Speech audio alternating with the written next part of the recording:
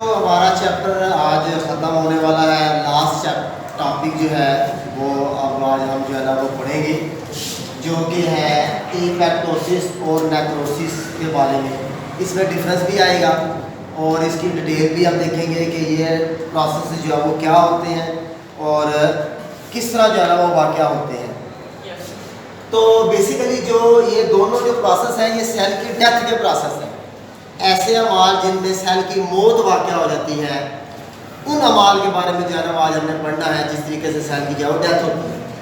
एक तरीका उसमें जो है एपोप्टोसिस का है और दूसरा जो तरीका है वो नेक्रोसिस का है। हम वन बाय वन जो है ना वो एक स्टेप को देखेंगे, फिर हम जो है वो दोनों को आपस में कंपैरिजन भी करेंगे। सबसे पहले देखते हैं कि एपोप्टोसिस क्या है। एपोप्टोसिस एक ग्रीक वर्ड है जिसका मतलब होता है फॉलिंग ऑफ। फॉलिंग ऑफ का मतलब होता है गिरना, ठीक है जी, ऊपर से नीचे गिरना, जैसे पत्ते गिरते हैं, ठीक है। जो दरख्त से पत्ते जो है वो पतझड़ के मौसम में पत्ते गिरते हैं, ऐसे पत्ते जो कि ख़राब होते हैं या जो एजड हो चुके होते हैं, जो कि पत्ते जो है ना वो पौधे के लिए किसी काम के नहीं होते, वो पत्ते क्या करते हैं, वो गिर जाते हैं। इसी तरह जो है ना वो सेल के अंदर भी एक ऐसा बाकायदा अमल होता है जिसमें ऐसे सेल जो कि ख़राब होते हैं, जो कि म्यूटेशन हो चुकी होती है, जिनके अंदर उन सेलों को बॉडी ने ख़त्म करना होता है, यानी उनको जो है ना उसने डिस्पोज ऑफ करना होता है, ठीक है। वो अमल जो वो क्या कराता है, एपोप्टोसिस कराता है।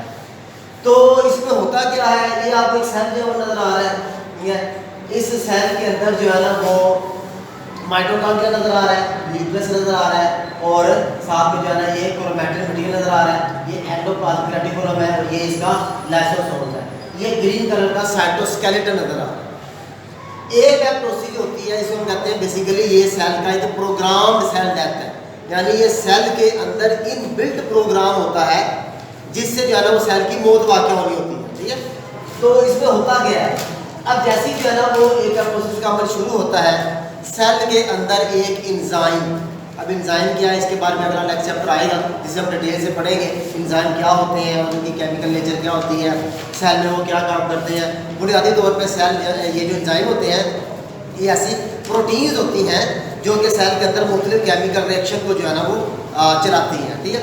तो एक इंजाइम सेल के अंदर एक्टिव होगा, वो एक्टिव होकर क्या करेगा, जितना भी सेल का साइटोस्केलेटन है उसको ब्रेक कर देगा। जैसे ही साइटोस्केलेटन को ब्रेक करेगा तो सेल की जो शेप है, साइटोस्केलेटन का आपको पढ़ा है कि साइटोस्केलेटन का काम क्या है, सेल की शेप को मेंटेन करना। जब साइटोस्केलेटन नहीं रहेगा तो सेल की शेप भी मेंटेन नहीं रहेगी, सेल क्या करेगा, श्रिंक कर जाएगा, सिकुड़ जाएगा, सेल सिकुड़ जाएगा। क्रोमैटिन जो इसका है साइटोस्केलेटन वो टूट जाएगा, वो ब्रेक हो जाएगा। साथ साथ इसकी जो न्यूक्लियर मेम्ब्रेन है ये ब्रेक हो जाएगी और इसका जो न्यूक्लियर मटेरियल है वो छोटे छोटे जो वेसिकल्स है ना उनके अंदर पैक हो जाएगा। ये जो छोटे छोटे वेसिकल है ये क्या कहलाएंगे, क्रोमैटिन, जिसके अंदर सेल का जो मटेरियल है वो छोटे छोटे पैकेट के अंदर जो है ना वो पैक हो गया, ठीक है, वो क्रोमैटिन कहलाएगा। उसके बाद यही जो क्रोमैटिन मटेरियल है ये क्या करेगा, ये सेल की जो मेम्ब्रेन है इससे जो है ना वो बाहर निकलने की कोशिश करेगा। तो सेल की मेम्ब्रेन के बाहर जो है ना वो छोटी छोटी बड्स बन जाएंगी। बड कहते हैं आउट ग्रोथ को, यानी छोटे से उभार को, जो सेल की सेल मेम्ब्रेन से बाहर जाओ बनेगी।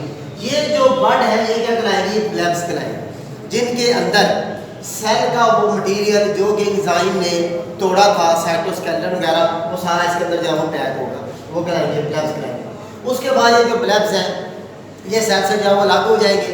सेल से अलग होंगे तो ये वेसिकल की शक्ल में रहेंगे। इनको हम क्या कह देंगे, क्रोमैटिन बॉडीज।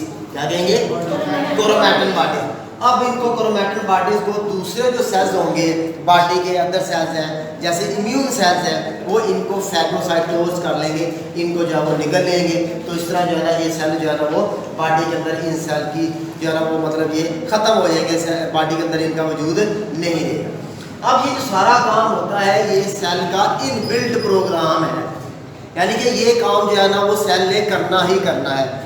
ऐसे बॉडी के सेल जो कि ख़राब हो चुके हैं, एबनॉर्मल हो चुके हैं, जिनका जेनेटिक मटेरियल ख़राब हो गया है या जिनके अंदर जो है ना वो कुछ गड़बड़ हो गई है, अब वो सेल बॉडी के किसी काम का नहीं रहा या वो सेल अपनी मुद्दत पूरी कर चुका हुआ है, जैसे कि रेड ब्लड सेल्स हो गए।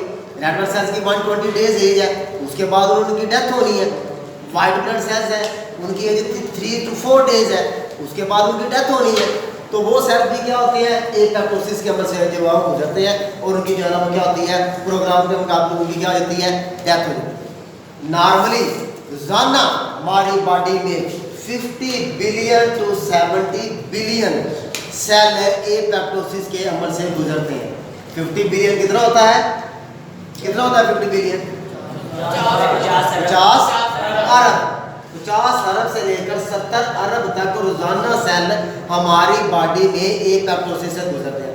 रेड ब्लड सेल जो है ना वो उनकी एपोप्टोसिस हो रही है, वाइट ब्लड सेल्स की हो रही है, स्किन सेल्स की हो रही है, नए सेल जो है वो बनते जा रहे हैं, पुराने सेल जो है वो एपोप्टोसिस के अमल से जो है वो गुजरते जा रहे हैं।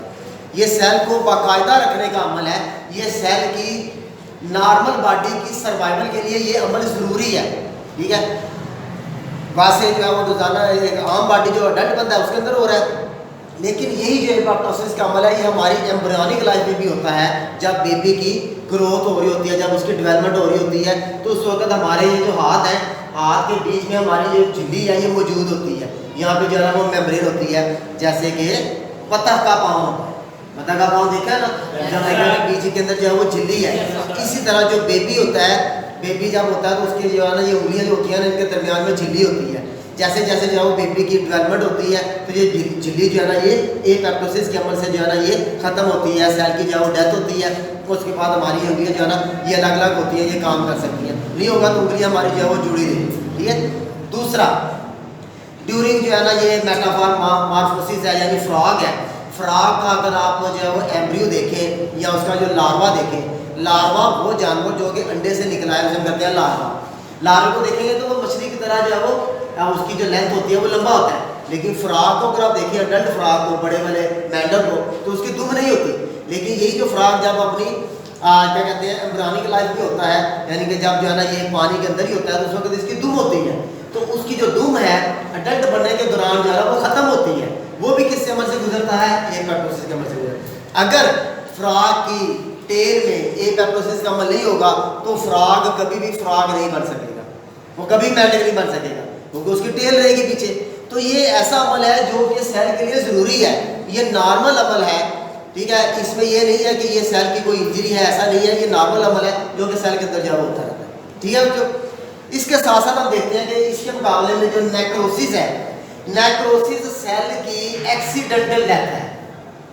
जब भी सेल को चोट लगेगी, trauma, injury, infection, inflammation, microbial infection, fungal infection, कोई भी ऐसी चोट लगी है, कोई भी ऐसा जरासीम, कोई भी बैक्टीरिया, कोई भी वायरस जब बॉडी पे अटैक करेगा, उसके नतीजे में जो सेल जो है वो डेड होंगे, सेल पहले इंजर होंगे फिर सेल डेड होंगे, वो जो अमल है ना वो कहलाएगा नेक्रोसिस कहलाएगा। इसके दौरान क्या होता है, ये आपको जो है सेल नजर आ रहा है जिसमें जो है इसी तरह न्यूक्लियस है, माइटोकॉन्ड्रिया है, एंडोप्लाज्मिक रेटिकुलम है, लाइसोसोम है। इसके अमल में उसके अमल में थोड़ा सा जो है वो फर्क है, ठीक है। अब इसके अमल में क्या होता है, इसके अमल के अंदर लाइसोसोम जो है ना, लाइसोसोम के अंदर जो है ना वो लाइसोसोमल एंजाइम्स होते हैं। और पीछे सेल वाले चैप्टर में पढ़ा है इसके अंदर लाइसोसोमल एंजाइम होते हैं। वो लाइसोसोमल एंजाइम जो है ना वो लाइसोसोम को छोड़ के जो है ना वो साइटोप्लाज्म में आ जाएंगे। साइटोप्लाज्म के जितने ऑर्गेनेलिज है ना इनको डाइजेस्ट करना शुरू कर देंगे। जैसे पहले इनको डाइजेस्ट करेंगे उसके बाद ये जो सेल मेम्ब्रेन है, सेल मेम्ब्रेन से भी वो जो लाइसोसोमल एंजाइम है वो सेल मेम्ब्रेन को डाइजेस्ट करके सेल से जो वो बाहर निकल जाएंगे और जो इर्द गिर्द के दूसरे सेल टिश्यू के सेल होंगे उनको भी उन्होंने डाइजेस्ट करना शुरू कर देना, जिसे हम कहते हैं सेल मेम्ब्रेन डिसरप्शन। कि सेल की मेम्ब्रेन की डिसरप्शन हो गई है, वो ब्रेक कर गई है, किसकी वजह से, लाइसोसोमल एंजाइम की वजह से, ठीक है। और वो नियर बाई जो सेल्स हैं उनको भी जो है डाइजेस्ट करते जा रहे हैं। ये उसी वक्त होगा जब बॉडी के अंदर इन्फेक्शन हो, जिसे हम कहते हैं ये बैक्टीरियल इन्फेक्शन हो गया, कोई पस पड़ी हुई है, कोई जख्म बना हुआ है, कोई कट लगा हुआ है, कोई रेडनेस है, स्वेलिंग है, चोट लगी है, ठीक है, बंदा कहीं गिर गया है, जल गया है, बर्न हो गया है, ठीक है।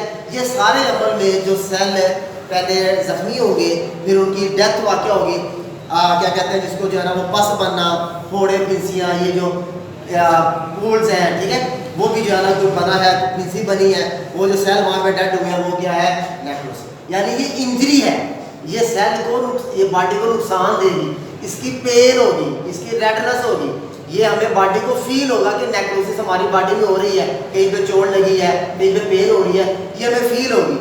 जबकि एपोप्टोसिस है ये हमें फील नहीं होगी। ये सेल की प्रोग्राम डेथ है। हमारी बॉडी के अंदर या स्किन के ऊपर भी या बॉडी के कई हिस्से पर सेल की जो एज है वो पूरी हो चुकी हुई है, या सेल के अंदर म्यूटेशन हो गई है।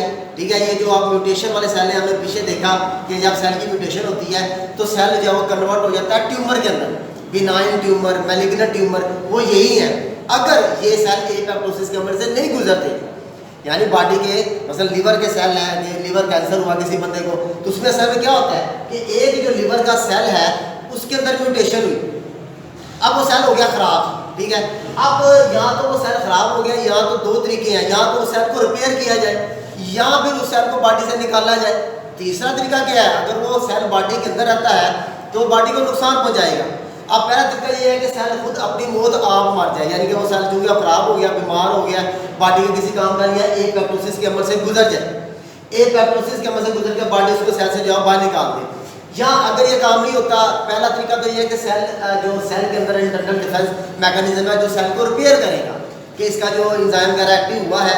ठीक है, ऐसे सेल जो कि नॉर्मल है, यानी कि ये नहीं है कि उसने अपनी मुद्दत पूरी कर ली है लेकिन अभी सेल की मुद्दत रहती है लेकिन उसके अंदर कोई गड़बड़ हो गई है, तो सेल अपने आप को रिपेयर कर लेगा। ठीक है, अगर वो रिपेयर नहीं करता तो फिर एपोप्टोसिस गुजरेगा, एपोप्टोसिस गुजरेगा तो जो सेल है दूसरे सेल उनको जो वो खत्म करेंगे। अगर ये भी नहीं होता तो फिर वो कैंसर के अंदर कन्वर्ट होता है वो सेल, वो जाके फिर दूसरे सेलों को भी जो है ना वो डिस्टर्ब करेगा और आस्ता आस्ता जो सेल है वो कैंसर सेल में कन्वर्ट होते जाएंगे।